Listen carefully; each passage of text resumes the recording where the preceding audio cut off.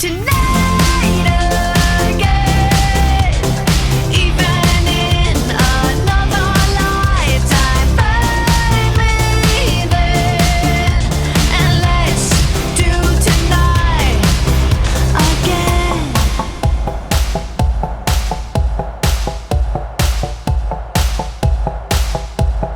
First we need problems are evaporating. Maybe I'm just guessing, but I've got a feeling. Whoa, we could dance all night. Whoa, not the end of time. We could do tonight again, even in another lifetime. Find me then, and let's do. আমরা সকালে এখানে breakfast করতে এসেছিলাম and breakfast করতে এসে just ভিউটা দেখলাম। ভিউটা দেখে পুরো অবাক হয়ে গেছে, হাঁ করে দেখছি এরকম ভিউ। জাস্ট দেখো কি দারুণ দৃশ্য না, একদম পুরো পাহাড়ের ওপর থেকে তোমার মেঘ উড়ে উড়ে উড়ে উড়ে যাচ্ছে, এই দিক থেকে উড়ে উড়ে এদিকে যাচ্ছে। অসাধারণ লাগছে, মানে এখানে বসে জাস্ট তুমি ব্রেকফাস্ট করবে আর এখানে এরকম দৃশ্য, আর কি চাই। এন্টায়ার আমাদের জায়গাটাই মানে ব্রেকফাস্ট লাঞ্চ ডিনার করার জায়গা। এখানে একদম তোমার দিয়ে দিচ্ছে বুফে সিস্টেম, তুমি এখান থেকে নিয়ে ব্রেকফাস্ট লাঞ্চ ডিনার করছো। কালকে আমরা ডিনার করেছি, এখন আমরা ব্রেকফাস্ট করতে এসেছি। পিছনে ব্যাকগ্রাউন্ডে একটা সাউন্ড তোমরা শুনতে পাচ্ছ, সেটা হচ্ছে ঝর্ণার আওয়াজ। কারণ আমাদের যে হোমস্টেটা ছিল সেটার পাশ দিয়ে বয়ে যাচ্ছে অঝোরে ঝর্ণা, এবং এই ঝর্ণার সাইডে সাইডে চারিদিকে মেঘ ভেসে বেড়াচ্ছে, আর দূরে রয়েছে পাহাড়। এত সুন্দর লোকেশানে ছিল না হোমস্টেটা। হোমস্টেটার ভিডিওটা আমি অবশ্যই তোমাদের সাথে শেয়ার করব। এখন আমরা ঝটাপট ব্রেকফাস্ট করে নিই। এখন অনেকটা আর্লি মর্নিং, কারণ আজকে আমরা অনেক দূর জার্নি করতে চলে যাচ্ছি। একবারে চলে যাব গ্যাংটক থেকে 12,000 ফুট ওপরে, যেখানে থাকবে ছাঙ্গু লেক, বাবা মন্দির এবং বরফ ছুঁয়ে দেখব। যাই হোক, আমরা ঝটাঝট ব্রেকফাস্ট করে কফি খেয়ে বেরিয়ে পড়লাম আমাদের গাড়ি নিয়ে। আমরা যাত্রাপথে 3 জনই সঙ্গী ছিলাম, আমার মেয়ে, আমি এবং আমার হাজব্যান্ড মশাই। এবং এই যে যাত্রাপথটা, এটা না বর্ডার এরিয়ায়, সুতরাং আমাদের আগে থাকতে পারমিট করাতে হয়েছিল। অবশ্য পারমিটের কোনো ঝুটঝামেলা আমাদের পোহাতে হয়নি। এই যে বড় লাইনটা দেখতে পাচ্ছ, এই লাইনটা পারমিট পাস করে ভেতরে এন্টার করার লাইন, এবং এরকম প্রচুর জ্যাম ফেস করে আমাদের ওখানে পৌঁছাতে হয়েছে। এটা হচ্ছে আমাদের পারমিটটা, যেটা আমাদের প্রত্যেকটা ইন্ডিভিজুয়াল হিসেবে পাস করাতে হয়েছে, এবং এটা পাস করার পরই তবে আমাদেরকে এন্ট্রি করতে দেবে ওখানে। পারমিটের জন্য যা সমস্ত কাগজপত্র এবং ফটোগ্রাফি লাগে সমস্ত কিছু নিয়ে আমরা দিয়ে দিয়েছিলাম আমাদের ড্রাইভার দাদাকে, এবং ড্রাইভার দাদাই সেই সমস্ত কিছু কাগজপত্র রেডি করে পারমিট পাস করে দিয়েছিল, এবং আমাদেরকে শুধুমাত্র এই লাইনেই দাঁড়াতে হয়েছিল, বাকি আর কোনো কিছু হ্যাপা কিন্তু পোহাতে হয়নি। এই যে লাইনটা দেখছো, এই লাইনটা অনুযায়ী আমাদেরকে আস্তে আস্তে এগিয়ে যেতে হবে। আর এখানে হচ্ছে আমাদেরকে এই পারমিট দেখানো হবে, তারপরে পারমিট ওকে থাকলে আমাদের গাড়ি কিন্তু এগোতে দেবে, না হলে এগোতে দেবে না। কারণ যে জায়গায় আমরা আজকে যাচ্ছি সেটা হচ্ছে পুরোটাই border area, Nepal border area, এবং পুরো জায়গাটা কিন্তু আর্মি বেসড। মানে যেতে যেতে আমরা অজস্র আর্মি ট্রাক এবং আর্মি মানুষদের সাথে দেখা করেছি, এবং আর্মি মানুষদের সাথে ফটোও তুলেছি এবং কথাও বলেছি, কারণ আর্মিদের ওটা বেস ক্যাম্প, ওরা ওখানেই থাকে।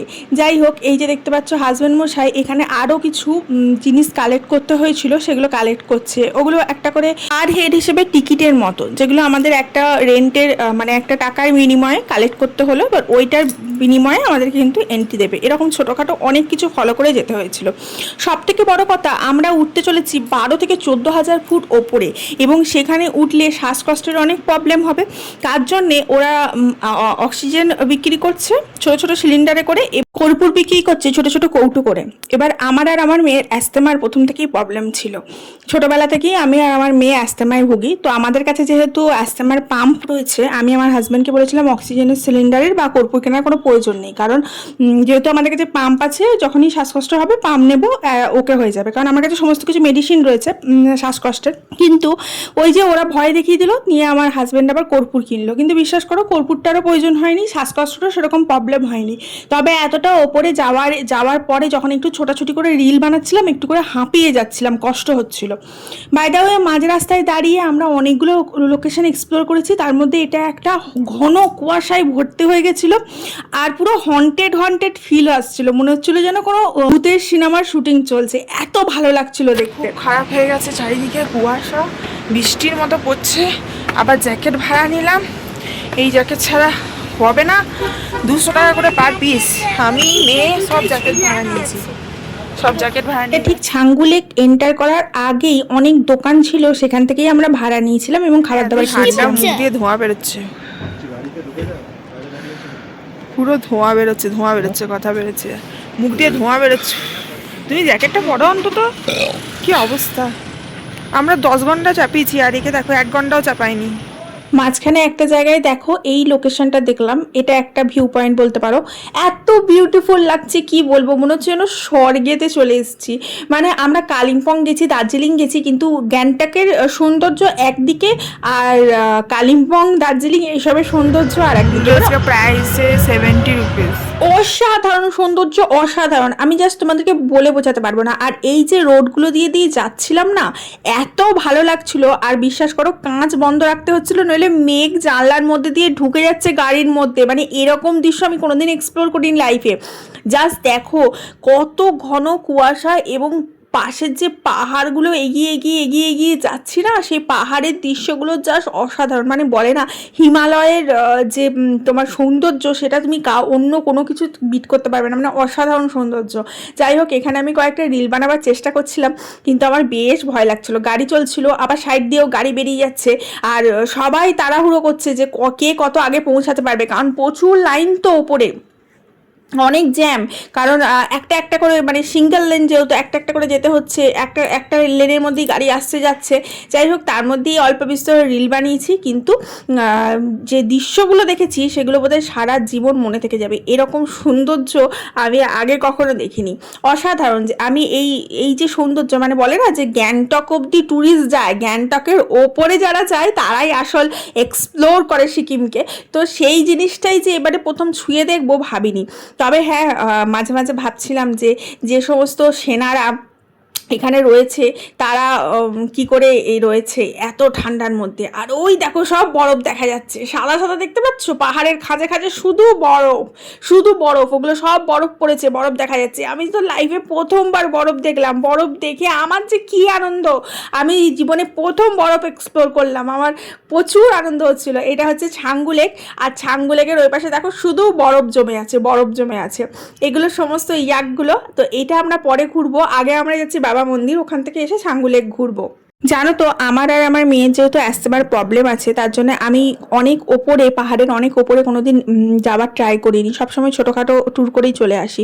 কারণ বেশি ওপরে গেলেই আমার একটা ভয় ছিল যে অসুস্থ হয়ে পড়বো আমি আর আমার মেয়ে। কিন্তু এবারে গিয়ে দেখলাম সত্যি এত ওপরে যাওয়ার যে, অনেকে বলে এত অসুস্থ হয়ে পড়ে, শ্বাসকষ্টের প্রবলেম, সেরকম কিন্তু অ্যাজ সাচ সেরকম কিছু হয় না। অনেক ইনফ্লুয়েন্সাররা কন্টেন্ট ক্রিয়েট করার জন্য এরকম ভুলভাল ইনফরমেশন স্প্রেড করে দেয়। আমি একজন অ্যাস্তমার পেশেন্ট, ছোটোবেলা থেকে অ্যাস্তমা নিয়ে ভুগি, আমার মেয়ে অ্যাস্তমার পেশেন্ট, আমাদের কিন্তু অ্যাসাজ কিছু প্রবলেম হয়নি। আর দ্বিতীয়ত, যখন আমি জয়মাতাদি গেছিলাম, অত রাস্তা পাহাড়ের ওপরে হেঁটে জয়মাতাদি পৌঁছেছিলাম, তখন তো ব্লগ করতাম না, তখন হেঁটে পৌঁছেছিলাম, তখন কিন্তু আমার অনেক প্রবলেম হয়েছিল, কিন্তু আমার বাবার প্রবলেম হয়নি। তবে বলতে পারি যে সবারই যে প্রবলেম হবে না বা সবার যে প্রবলেম হবেই, এটা কিন্তু সত্যি নয়। তবে ম্যাক্সিমাম লোক ওখানে গেছিলো, কারোর কিন্তু আমি দেখলাম না যে অক্সিজেন নিতে হচ্ছে বা কর্পূর নিতে হচ্ছে। কর্পূরটা 1-2 জন নিলেও অক্সিজেন কিন্তু কাউকে নিতে হয়নি। এটা একটা লেক ক্রস করছিলাম, এখানে বোটিং করা যাচ্ছিল, আমাকে আমার বড় বলছে বোটিং করবে, আমি বললাম না না, খেপেছো, এত গভীর জল, এত ঠান্ডা আবহাওয়া, ঠান্ডা জল, সে রীতিমতো কাঁপছি। আমার সোয়েটার রয়েছে, তার উপরে রেন্টে জ্যাকেট নিয়েছি, মোটা জ্যাকেট চাপিয়েছি, তারপরেও কাঁপছি। আমার মেয়ের হ্যান্ড গ্লাভস রয়েছে, তাতেও কাঁপছি, এত ঠান্ডা ছিল। আর জাস্ট সিনারিগুলো দেখো, এই সিনারিগুলো আমি জাস্ট তোমাকে এক্সপ্লেন করতে পারবো না, তুমি নিজে গেলে তবেই উপলব্ধি করতে পারবে, অসাধারণ। আমরা এখন বাবা মন্দিরে রয়েছি, অনেক উপরে, প্রায় 14,000 ফুট উচ্চতার উপরে, সেটা আছে আর কি। আর হালকা হালকা বৃষ্টি পড়ছে, চারিদিকে বরফ পড়ে আছে, চারিদিকে বরফ পড়ে আছে, কি ভালো লাগছে দেখতে। এই বাবা মন্দিরের না একটা হিস্ট্রি আছে, সেটার উপর স্পেশালি আমি একটা রিল বানিয়েছি, তোমরা চাইলে দেখে নিতে পারো, আমি ডেসক্রিপশন বক্সে লিঙ্কটা দিয়ে দেবো। এটা হচ্ছে তিনি হচ্ছে হরভজন সিং নামেন একজন আর্মি অফিসার ছিলেন, যিনি মৃত্যুর পরও সমানে বর্ডার পাহারা দিয়ে যাচ্ছেন এবং বর্ডারে থাকা প্রত্যেকটা সেনাকে সাপোর্ট করে যাচ্ছেন, বলতে পারো তাদেরকে পেছন থেকে একদম একটা সিল্ড করে রেখেছেন যাতে তাদের কোনো ক্ষতি না হয় এবং আমাদের দেশের কোনো ক্ষতি না হয়। এবং সে যে বেঁচে আছেন তার কিন্তু উপলব্ধি এখানকার লোকালরা প্রতিনিয়ত পেয়ে থাকে, বা এখানকার যে আর্মিরা, তার অফিসাররা, তারা কিন্তু প্রতিনিয়ত পেয়ে থাকে। যাই হোক, এখানকার না ব্ল্যাক ক্যাট রেজিমেন্ট এখানে সবাই। যাই হোক, আর এখানে যারা দেখতে পাচ্ছ সব জ্যাকেট নিয়েছে, সবাই জ্যাকেট বুট সব ভাড়া নিয়ে এসছে। আর এই যে জায়গাটা, এখান থেকে আমরা অনেক ফটো তুললাম। এছাড়া এখানে রয়েছে, এখানের ওয়ালটা রয়েছে, এইটার আমরা অনেক ফটো তুলেছি, তারপরে ভিডিও করেছি। এরপরে আবার হেঁটে যেতে হচ্ছে বাবা মন্দিরে আছে। তো ওই যে আর্মি অফিসার ছিলেন ওনাকে কিন্তু বাবা বলা হয়, বাবা মন্দির বলা হয়। ওনার থাকবার জন্য একটা ঘর করে দেওয়া হয়েছে, ওনার লিভিং রুম, বেডরুম, বাথরুম সমস্ত করে দেওয়া হয়েছে। ওনাকে সময়ে সময়ে টি কফি দেওয়া হয়, খাবার দেওয়া হয়, ব্রেকফাস্ট দেওয়া হয়, ডিনার দেওয়া হয়, এবং প্রতিনিয়ত ওনার জামা কাপড় পরিষ্কার করা হয়, জুতো পরিষ্কার করা হয়। এবং উনি যে বেঁচে আছেন বা উনি যে পাহারা দিচ্ছেন এই জায়গায়, সে তার পুরো প্রমাণ কিন্তু ওর জামা জুতো কিন্তু থাকে। এবং আমরা যখন গেছিলাম তখন কিন্তু অনেক আর্মি অফিসার ওনার সাথে দেখা করতে এসেছিলেন। আর সব থেকে আমার ইন্টারেস্টিং লাগলো যে সবাই কিন্তু ওনাকে শ্রদ্ধাভাবে একদম প্রণাম করছেন, ওনার সাথে কথা বলছেন। এবং ওই যে আর্মি অফিসারগুলো, তারা কিন্তু কেউ র্যাঙ্কে যে ছোটোখাটো অফিসার তা না, সব বড় বড় র্যাঙ্কের অফিসাররা সবাই এসেছিলো। সুতরাং আমরা যারা অনেকে বিশ্বাস করতে চাইবে না যে হ্যাঁ বেঁচে নেই, এরকম বিশ্বাস করতে চাইবে না, ওরা যদি এদের সাথে কথা বলে তখন বুঝতে পারবে যে এরা প্রত্যেকে উপলব্ধি করেছে যে ইনি বেঁচে আছেন। ইনি হচ্ছেন হরভজন সিং। দেখো ছবি রাখা রয়েছে, এনার এটা ডেস্ক, ওখানে উনি কাজ করেন, ওখানে ওনার বেড রাখা আছে, উনি শোন, দেখো লিভিং রুম করা আছে, এবং ওনার সমস্ত হিস্ট্রি দেওয়া আছে, কত সালে উনি রেজিমেন্ট জয়েন করেন, কত সালে উনি নিখোঁজ হন। হঠাৎ করে উনি চাকরি করতে করতে উনি হঠাৎ করে নিখোঁজ হয়ে গেছিলেন। এখানে একটা নদী বয়ে গেছিলো, সেই নদীর মধ্যে উনি বয়ে গেছিলেন। তারপরে উনিই আবার স্বপ্ন দেন একজন আর্মি অফিসারকে, দেখো ওনার ব্রেকফাস্ট দেওয়া হলো, ওনাকে দেখো আর্মি অফিসার প্রণাম করছে। যাই হোক, তো ওনাকে ও স্বপ্ন দেয় যে উনি যে আমার ডেড বডিটা এখানে পড়ে আছে। তো গিয়ে তার ওই ঠিক ওই জায়গায় গিয়ে খুঁজে পাওয়া যায় যে ওর ডেড বডি ওখানে পাওয়া আছে। সব থেকে ইন্টারেস্টিং ঘটনা, কোনো কোনো সেনা যদি ডিউটিরত অবস্থায় ঘুমিয়ে যায়, তারা থাপ্পড় অনুভব করে ঘুম ভাঙে, তার থাপ্পড়টা এই হরভজন সিং বাবা দেয় আর কি। তো এখানে সমস্ত কিছু তার দেওয়া রয়েছে। তো এখানে ওনার যে ব্রেকফাস্ট করার, আমরা ওই সময় গেছিলাম, তো ওই ব্রেকফাস্টে ওনার যে প্রসাদ বিতরণ চলছিল, প্রসাদের মধ্যে তোমরা শুনলে অবাক হবে, কিশমিশ আর মুড়ি ছিল। আমি লাইফেই প্রথম খেলাম মুড়ির সাথে কিশমিশ, কোনো দিন খাইনি আগে, কিন্তু খেয়ে দেখলাম কি ভালো লাগছে। আর ওইটাই ওনাকে খাবার দেওয়া হয়েছিল, প্লেটে করে খাবার দেওয়া হয়েছে, চামচ দেওয়া হয়েছে। দেখো কত জলের বোতল ওনাকে দেওয়া হয়েছে। উনি প্রতিদিন বেসিসে ওনার সমস্ত রুম পরিষ্কার করা হয়। আর ছবিটা দেখতে পাচ্ছ, এটা ওনার সেই সময়কার ছবি, যেই সময় উনি কর্মরত ছিলেন, মানে এই রেজিমেন্টের জন্য কাজ করতেন। আর এটা এই সাপেক্ষেই এনার এখানে পুরো মন্দির করে দেওয়া হয়েছে।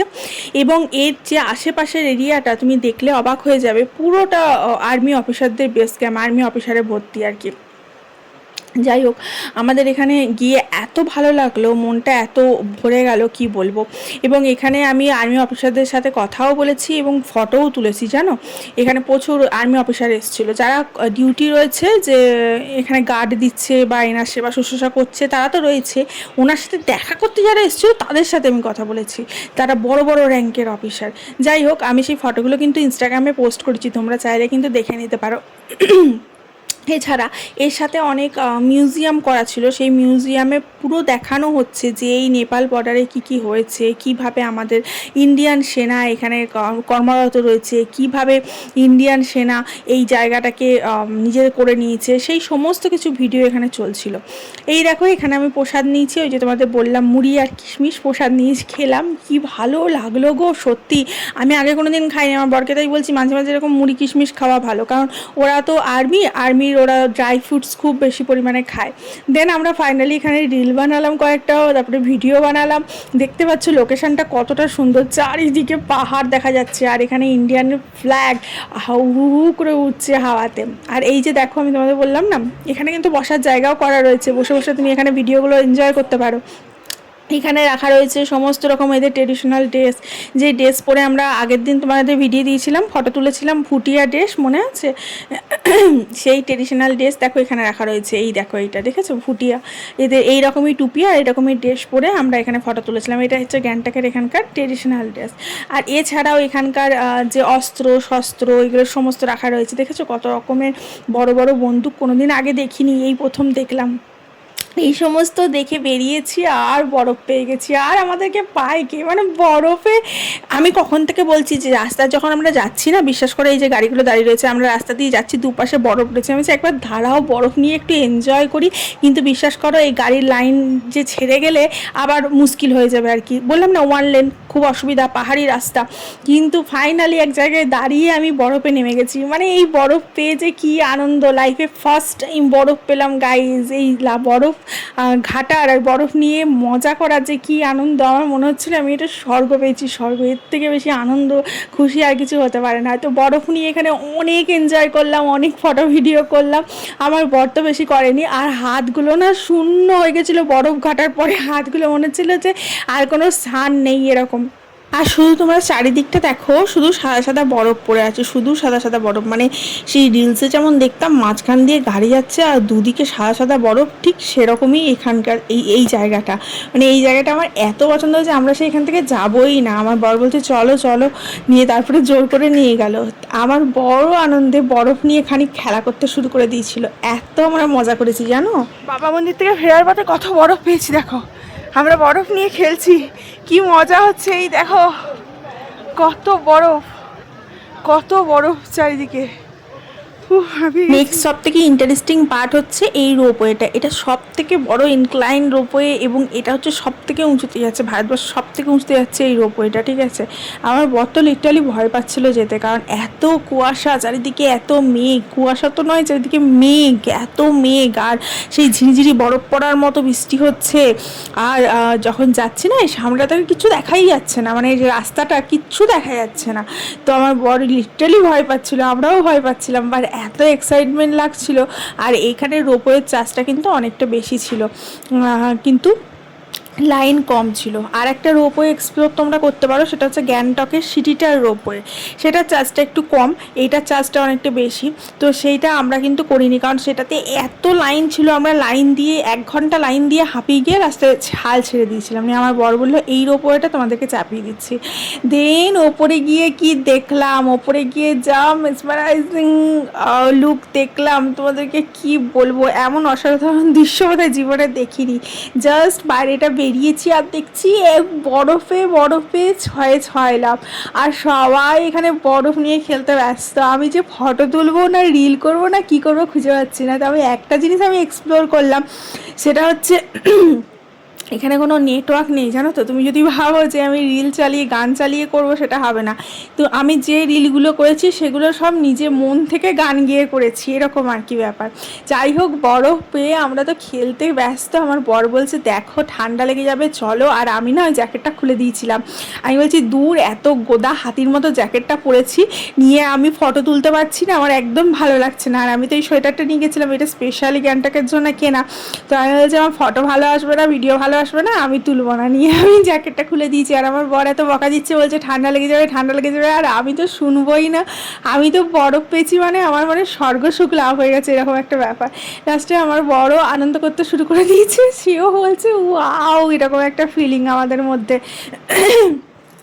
আসলে কি বলতো, মানুষ জীবনে যেটা প্রথমবার কোনো কিছু উপলব্ধি করলে না, সেটা মানুষের সারা জীবন স্মরণীয় হয়ে থাকে, সেটা সে ভুলতে পারে না। আর এখানে এইখানটা শুধুমাত্র এই বরফই নয়, এখানে চারিদিকে অনেকটা সুন্দর ভিউ ছিল, ওপরে একটা মন্দির ছিল।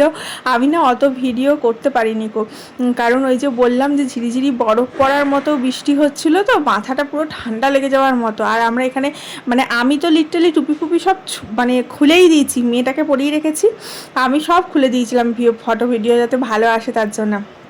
তো আমার বর বলছে এরপরে যখন ভুগবে তখন বুঝতে পারবে। যাই হোক, যখন রোপওয়ে থেকে নিচে নামছি তখন জাস্ট ভিউটা দেখো। এটা হচ্ছে সেই ছাঙ্গু লেক, যে ছাঙ্গু লেকের গল্প শুনেছি, যে ছাঙ্গু লেক ভিডিওতে দেখেছি, ফটোতে দেখেছি, কিন্তু এটা সামনে থেকে এইভাবে দেখবো, তাও আবার বরফ ঘেরা, মানে এটা একটা অসাধারণ পাওনা। এই পাওনা বোধহয় জীবনে, মানে এটা সারা জীবন স্মরণীয় থেকে যাবে, এরকম একটা ব্যাপার। নেক্সট আমরা চলে এলাম এখানেরই একটা ক্যাফেতে। এটা ছাঙ্গু লেকের ঠিক ওপরে অবস্থিত এই ক্যাফেটা। এখানে এসে আমরা গরম গরম চা কফি খেলাম, মোমো খেলাম। তোমরা বিশ্বাস করবে না, এখানে মোমোর দাম নিল 1 প্লেট 100 টাকা, মানে 5 পিস, ঠিক আছে। আর আমরা শিলিগুড়িতে মোমো খেলাম, শিলিগুড়িতে একটা রেস্টুরেন্টে মোমো খেলাম, সেখানে 1 প্লেট মোমো 5 পিসের দাম নিল 250 টাকা। বুঝেছো, মানে এত ওপরে 14,000 ফুট ওপরে এসে আমি এই বরফ ঘেরা জায়গায় মোমো খাচ্ছি 100 টাকা প্লেট। যাই হোক, এখানে যে জলগুলো দিচ্ছিলো, এই যে বোতলগুলো খোলা রয়েছে দেখছো, এই জলগুলো এরাই প্রোভাইড করছিল। জলগুলো উষ্ণ উষ্ণ গরম গরম গরম জল দিচ্ছিল আর কি। ওই গরম জল খেলাম, গরম জলে হাত ধুলাম, ওই গরম জলগুলো খেয়ে খুব শান্তি হলো, কারণ এই ঠান্ডা জল খেতে পাচ্ছিলাম না, এত ঠান্ডা। তারপরে চলে এসেছি এই যে মহারথীর কাছে, ইয়াকের কাছে। আর যেতেই ভয় লাগছে, আমাকে ড্রাইভার দাদা আগেই বলে দিয়েছে বাচ্চা নিয়ে একদম সামনাসামনি কাছাকাছি যাবেন না, ওরা খুব গুঁতিয়ে দেয়, ফেলে দেয়। তো ওদের কাছে ফটোটা তুললাম, ভিডিও করলাম, দেন এই যে আমরা এখন নিচের দিকে এগোচ্ছি। আর যখন এগোচ্ছি তখন যা সামনেটা দেখো, সামনে কিচ্ছু দেখা যাচ্ছে না, মানে একদিকে পাহাড়, একদিকে খাদ, আর সামনে রাস্তা জাস্ট দেখা যাচ্ছে না, মেঘে পুরো ছেয়ে গেছে। আমার ভেতর থেকে শুধু রাজ সিনেমার গানগুলিই মনে পড়ছিল, আর ভেতরটা একদম ধুকপুক করে উঠছে ভয়ে। এখানে অন্যান্য ড্রাইভারের সাথে কথা বলে জানতে পারলাম যে কালকে নাকি এত এরকম কুয়াশা হয়েছে যে লাইন দিয়ে শুধু গাড়ি দাঁড়িয়েছিল, মানে গাড়ি নামতেই পারেনি। পরের দিন ভোরবেলা গাড়ি নেমেছে জানো, এরকম। নেক্সট আমরা রাত্রেবেলা চলে এলাম আমাদের হোমস্টেতে ডিনার করার জন্যে। এসে আমরা অনেকক্ষণ রেস্ট নিয়েছি, দেন এই যে ডিনার শুরু হয়ে গেছিলো। বুফেতে ডিনার নিয়ে নিলাম। এখানে একটা সবজি করেছিল, ওরা আবার আলু খায় না, জানি না কেন। আর এখানে ডাল করেছিল, ডালটাও বেশ সুন্দর পাতলা, বেশ বাঙালিয়ানা ডাল করেছিল, আমার খুব ভালো লেগেছে জানো তো, টমেটো দিয়ে, ধনেপাতা দিয়ে। আর এখানে চিকেন দিয়েছিল, চিকেনটাও খুব সুন্দর ছিল। এখানে পনির ছিল, পনিরটা আবার করেছে মাশরুম দিয়ে, পনির আর মাশরুম দিয়ে তরকারি, ঠিক আছে, সোয়াবিন ভেবো না, আলু টালু নেই। আর সবজিটা করেছে, সবজিটার মধ্যেও ফুলকপি, বিনস, ওই সমস্ত কিছু দিয়েছে, কিন্তু আলু নেই। আর স্যালাড ছিল, আর আমার বর যেহেতু রুটি খায় ওর জন্য রুটি ছিল। কিন্তু রান্নাগুলো বিশ্বাস করো এত ভালো, এত টেস্টি, মানে ওই রান্না খেয়ে মনে হচ্ছে কত তৃপ্তি। মানে যখন তুমি পাহাড়ে ঘুরতে যাও ন্যাচারালি গেলে, আমরা যদি হোটেলে থাকি, বড় বড় হোটেলে, তাহলে রেস্টুরেন্টের খাবার খেতে হবে, কিন্তু এখানটা হচ্ছে হোমস্টের খাবার একদম অমৃত, ঘরোয়া খাবার। এই জন্যেই আমি পাহাড়ে যখনই যাই না, সে অফবিট হোক কি কোনো নোন প্লেস হোক, আমি সবসময় হোমস্টে প্রেফার করি যে হোমস্টেতে থাকবো, কারণ হোমস্টেতে আতিথেয়তা অন্যরকম হয়, খরচাও কম, আর খাবার দাবারটা ক্লাস হয়, 1 নম্বর কোয়ালিটি, দারুণ সুন্দর। আর এই দেখো পনির, চিকেন, মানে সমস্ত কিছুই আইটেম করেছে, কোনো কিছু বাদ দেয়নি, প্রত্যেকটার আইটেম ক্লাস হয়েছিল। রাত্রেবেলা খেয়ে দিয়ে সিকিমে রাস্তায় নাইট ওয়াক করতে বেরিয়েছি। এটা আমাদের হোটেল, সামনেটায় বেরিয়েছি নাইট ওয়াক করতে। বেশ ভালো লাগছে রাত্রেবেলা নাইট ওয়াক করতে পাহাড়ি রাস্তায়। এক আলাদাই অনুভূতি গো, এক আলাদাই অনুভূতি। দেখো কি অন্ধকার গুড়গুটে, আর এইখানটা দেখো কি সুন্দর পথ উঠছে, মানে কতটা হাওয়া দিচ্ছে বুঝতে পারছো, আর প্রচুর ঠান্ডা। একটা জিনিস দেখাচ্ছি দেখো, মানে পাহাড়ি রাস্তা তো রাত্রেবেলা বোঝা যায় না, তাই আমি তোমাদেরকে দেখাচ্ছি কিভাবে বুঝবে। এই দেখো ওই ওপরে লাইটটা দেখতে পাচ্ছ, মানে এটা রাস্তা, মেন রোড, এখান থেকে আস্তে আস্তে রাস্তাটা ঘুরে ঘুরে এখানে গেছে, লাইট জ্বলছে, মানে বুঝতে পারছো কতটা ইয়ে। এই দেখো জুম করে দেখাচ্ছি, কি হাওয়া দিচ্ছে, চরম হাওয়া দিচ্ছে দেখো, ভারী ঠান্ডা হাওয়া। বাবা ঠান্ডা লেগে যাবে, চলো ঘরে চলো, আর ওয়াক করতে হবে না, অনেক ওয়াক হয়ে গেছে। গুড নাইট সবাইকে, এবার ঘুমিয়ে পড়ো, কালকে আমরা যাবো। উফ দারুণ জায়গা যাবো।